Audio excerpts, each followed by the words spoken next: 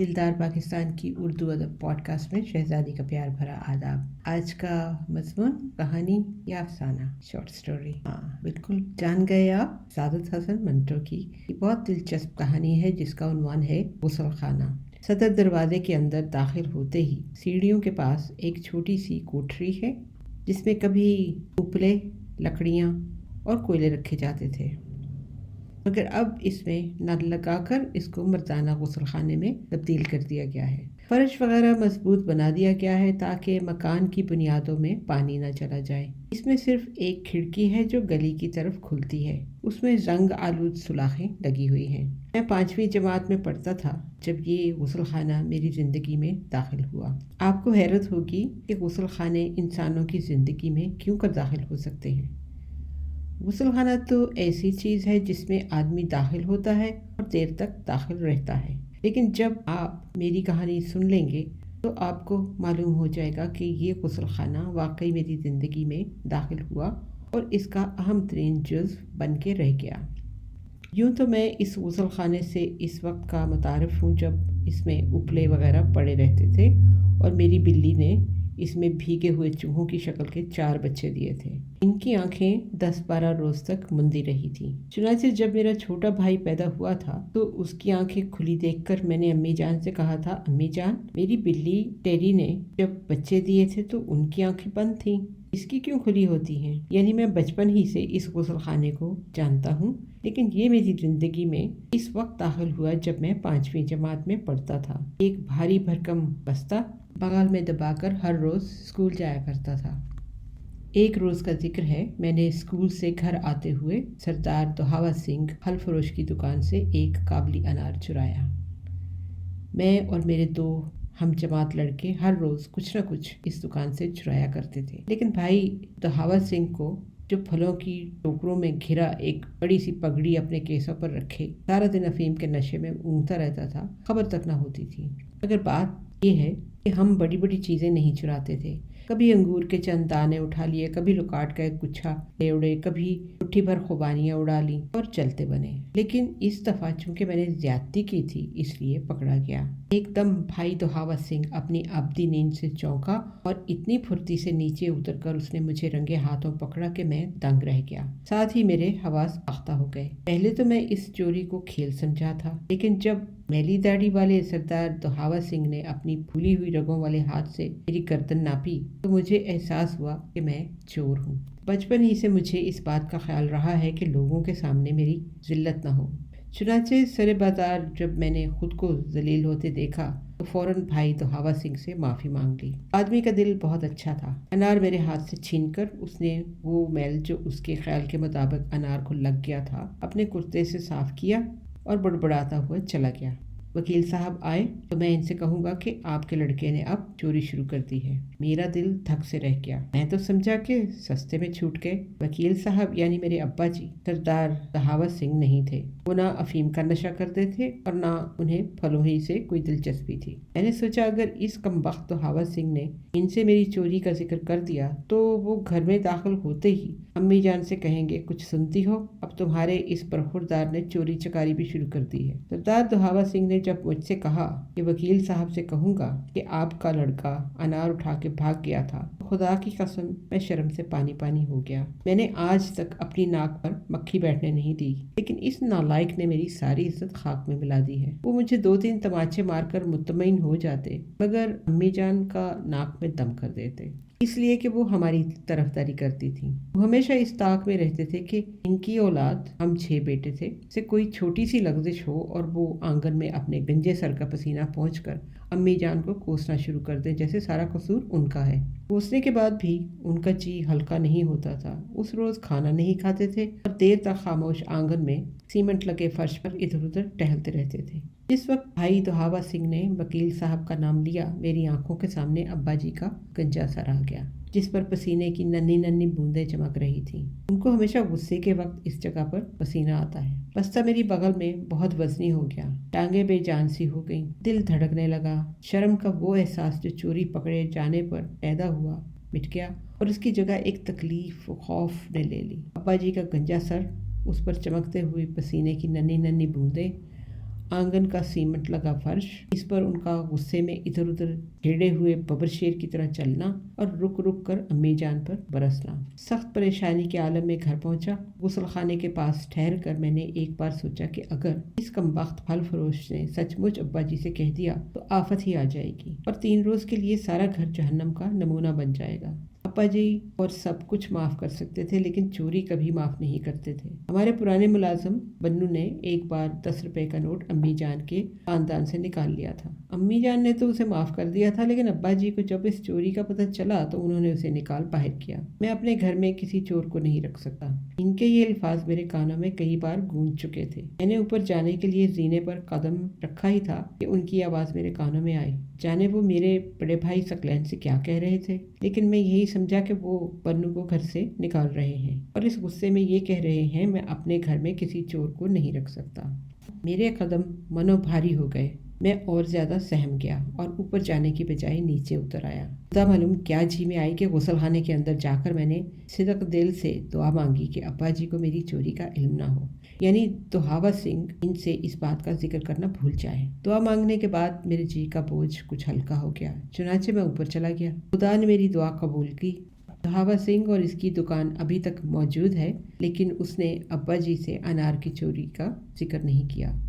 गुसल खाना यहीं से मेरी ज़िंदगी में दाखिल हुआ था। एक बार फिर ऐसी ही बात हुई। मैं ज़्यादा लुत्फ लेने की खातिर पहली दफ़ा बाजार में खुले बंदों सिगरेट पिए जा रहा था कि अब्बा जी के एक दोस्त से मेरी मुठभेड़ हो गई। इसने सिगरेट मेरे हाथ से छीनकर गुस्से में एक तरफ फेंक दी और कहा, तुम बहुत आवारा हो गए हो। बड़ों का शर्मो लिहाज अब तुम्हारी आंखों में बिल्कुल नहीं रहा। ख्वाजा साहब से कहकर आज ही तुम्हारी अच्छी तरह गोशमाली कराऊंगा। अनार की चोरी के मुकाबले में खुले बंदों सिगरेट पीना और भी ज़्यादा ख़तरनाक था। ख्वाजा साहब यानी मेरे अब्बा जी खुद सिगरेट पीते थे, मगर अपनी औलाद के लिए उन्होंने इस चीज़ को कतई तौर पर ममनू करार दे रखा था। एक रोज़ मेरे बड़े भाई की जेब में से उन्हें सिगरेट की डिबिया मिल गई थी, जिस पर उन्होंने एक थप्पड़ लगाकर फैसला कुन लहजे में ये अल्फाज कहे थे, सकलैन, अगर मैंने तुम्हारी जेब में फिर सिगरेट की डिबिया देखी मैं तुम्हें इसी वक्त घर से बाहर निकाल दूंगा, समझ गए? सकलैन समझ गया था। चुनाचे वो हर रोज़ सिर्फ एक सिगरेट लाता था और पाखाने में जाकर पिया करता था। सकलैन से मैं 3 बरस छोटा हूँ। जाहिर है कि मेरा सिगरेट पीना और वो भी बाजारों में खुले बंदों अब्बा जी इसी तरह भी बर्दाश्त न करते। सकलैन को तो उन्होंने सिर्फ धमकी दी थी, मगर मुझे वो यकीनन घर से बाहर निकाल देते। घर में दाखिल होने से पहले मैं गुसल खाने में जाकर सिदक दिल से दुआ मांगी कि ए खुदा, अब्बा जी को मेरे सिगरेट पीने का कुछ इल्म ना हो।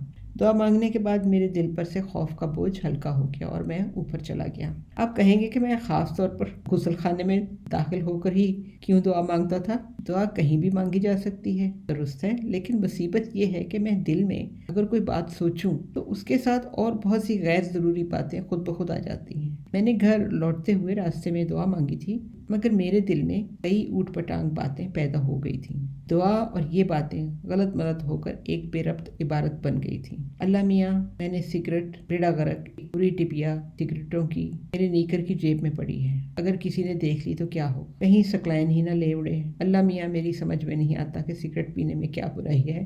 अब्बा जी ने छठी जमात से पीने शुरू किए थे। अल्लाह मियाँ, सिगरेट वाले के 13.5 आने मेरी तरफ निकलते हैं, इनकी अदायगी कैसी होगी? और स्कूल में मिठाई वाले के भी 6 आने देने हैं।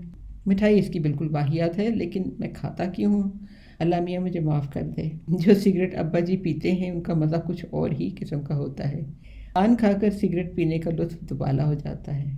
अल्लाह मियाँ, अब के नहर पे जाएंगे तो सिगरेटों का डब्बा ज़रूर ख़रीदेंगे, तब तो सिगरेट वाला उधार देता जाएगा। अम्मी जान का बटवा, अल्लाह मियाँ मुझे माफ़ कर दे।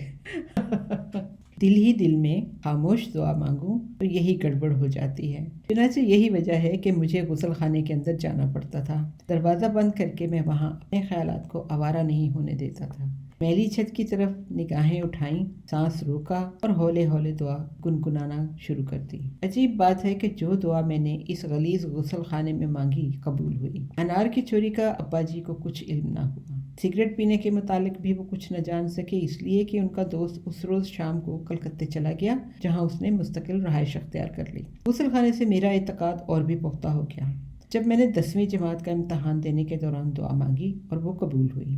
जो मैट्रिक का पर्चा था میں نے غسل خانے میں جا کر پروپوزیشن کتاب سے پھاڑ کر اپنے پاس رکھ لی اور دعا مانگی کہ کسی ممتحن کو نظر نہ آئے اور میں اپنا کام اطمینان سے کر لوں۔ چنانچہ یہی ہوا۔ میں نے پھاڑے ہوئے اوراق نکال کر کاغذوں کے نیچے ڈیسک پر رکھ لیے اور اطمینان سے بیٹھا نقل کرتا رہا۔ ایک بار نہیں 25 بار میں نے اس غسل خانے میں حالات کی نزاکت محسوس کر کے دعا مانگی جو قبول ہوئی۔ میرے بڑے بھائی ثقلین کو اس کا علم تھا مگر وہ اس کو میری ضعیف الاعتقادی سمجھتا تھا۔ کچھ بھی ہو، میرا تجربہ یہی کہتا ہے کہ اس غسل خانے میں مانگی ہوئی دعا کبھی خالی نہیں گئی۔ میں نے اور جگہ بھی دعائیں مانگ کر دیکھی ہیں لیکن ان میں سے ایک بھی قبول نہیں ہوئی۔ کیوں؟ اس کا جواب نہ میں دے سکتا ہوں اور نہ میرا بڑا بھائی ثقلین۔ ممکن ہے آپ میں سے کوئی صاحب دے سکیں۔ چند برس پیچھے کا ایک دلچسپ واقعہ آپ کو سناتا ہوں۔ میرے چچا کی شادی تھی۔ آپ سنگاری پور سے اس غرض کے لیے آئے تھے کیونکہ ان کا اور ہمارا گھر بالکل ساتھ ساتھ ہیں، اس لیے جتنی رونق ان کے مکان میں تھی اتنی ہی ہمارے مکان میں بھی تھی، بلکہ اس سے کچھ زیادہ ہی کہیے، کیونکہ لڑکی والے ہمارے گھر آ گئے تھے۔ آدھی رات تک ڈھولک پر گیت گائے جاتے تھے، ہونے والی دلہن سے چھیڑ چھاڑ، عجیب و غریب رسمیں، کھیل، مہندی اور نہ معلوم کیا کیا کچھ، بچوں کی چیخو پکار، لڑکیوں کی نئی گرگابیوں اور سینڈلوں میں ایک چلت پھرت اوٹ پٹانگ کھیل۔ برس کے ہر وقت ایک ہنگامہ مچا رہتا تھا۔ جب اس قسم کی خوشگوار افراتفری پھیلی ہو تو لڑکیوں کو چھیڑنے کا بہت لطف آتا ہے، بلکہ یوں کہیے کہ شادی بیاہ کے ایسے ہنگاموں ہی پر لڑکیوں کو چھیڑنے کا موقع ملتا ہے۔ ہمارے دور کے رشتہ دار شال باف تھے، ان کی لڑکی مجھے بہت پسند تھی۔ اس سے پہلے 3-4 مرتبہ وہ ہمارے یہاں آ چکی تھی۔ اس کو دیکھ کر مجھے یہ محسوس ہوتا تھا کہ وہ ایک رکی ہوئی ہنسی ہے۔ نہیں، میں اپنے ماضی الضمیر کو اچھی طرح بیان نہیں کر سکا۔ اس کا سارا وجود کھلکھلا کر ہنس اٹھتا اگر اس کو ذرا سا چھیڑ دیا جاتا، بالکل ذرا سا، یعنی اس کو اگر صرف چھو لیا جاتا تو وہ ممکن ہے وہ ہنسی کا فوارہ بن جاتی۔ اس کے ہونٹوں اور اس کی آنکھوں کے کونوں میں، اس کے کان کی لوؤں میں ہنسی کے ارادے مرتعش رہتے تھے۔ میں نے اس کو چھیڑنے کا پورا تہیہ کر لیا۔ خدا کا کرنا ایسا ہوا کہ سیڑھیوں کی بتی خراب ہو گئی، بلب فیوز ہوا یا کیا گیا، بہرحال اچھا ہوا، کیونکہ وہ بار بار کبھی نیچے آتی تھی اور کبھی اوپر جاتی تھی۔ میں غسل خانے کے پاس اندھیرے میں ایک طرف ہو کر کھڑا ہو گیا۔ وہ اوپر جاتی یا نیچے آتی، مجھ سے اس کی مڈ بھیڑ ضرور ہوتی اور میں اندھیرے میں اس سے فائدہ اٹھا کر اپنا کام کر جاتا۔ بات معقول تھی، چنانچہ میں کچھ دیر دم سادے اس کا منتظر رہا اور اس دوران اپنی آنکھوں کو تاریکی کا عادی بناتا رہا۔ کسی کے نیچے اترنے کی آواز آئی، کھٹ کھٹ کھٹ۔ میں تیار ہو گیا۔ ابا جی تھے۔ انہوں نے پوچھا کون ہے؟ میں نے کہا جی عباس۔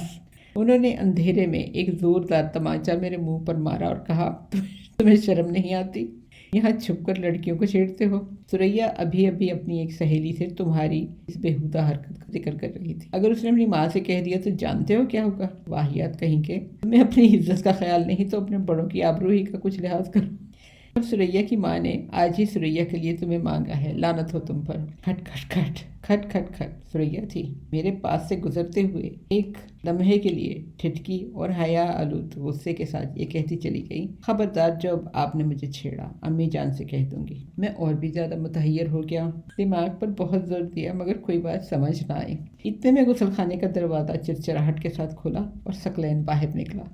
میں نے اس سے پوچھا تم یہاں کیا کر رہے تھے؟ اس نے جواب دیا دعا مانگ رہا تھا۔ میں نے پوچھا کس لیے؟ مسکرا کر اس نے کہا سریا کو میں نے چھیڑا تھا۔ میں آپ سے جھوٹ نہیں کہتا، اس غسل خانے میں جو دعا مانگی جائے ضرور قبول ہو جاتی ہے۔